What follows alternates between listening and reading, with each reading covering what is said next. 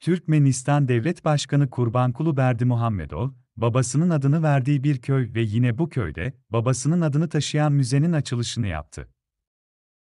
Başkent Aşkabat'ın kuzeyinde yer alan Yeniköy, özellikle polis memurları ve aileleri için tasarlanmış birkaç düzine tek katlı evden oluşuyor. Berdimuhamedov, köyün ve müzenin açılışına askeri üniformasıyla geldi ve kırmızı kurdeleyi kesti. Devlet televizyonunda canlı yayınlanan törende daha sonra şenlik yapıldı.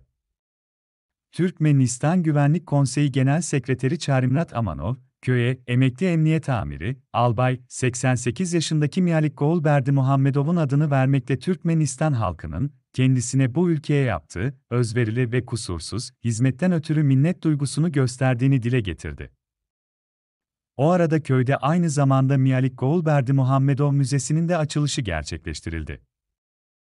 Bir önceki Mihail Berdimuhamedov Müzesi ise, daha önce polis olarak görev yaptığı farklı bir şehirde açılmıştı. Kurbankulu Berdimuhamedov, geçtiğimiz günlerde kendisinin de beslediği ulusça sevilen alabay cinsi köpeğin büyük bir heykelini diktirmişti. Aşkabat'ın merkezindeki bir göbeğe 10 Kasım'da devlet töreni ile dikilen 6 metre boyundaki altın simi kaplama heykel haberi, Türkmenistan Devlet Ajansı tarafından, ulusun onuru ve kendine güvenini temsil ediyor, ifadeleri ile servis edilmişti.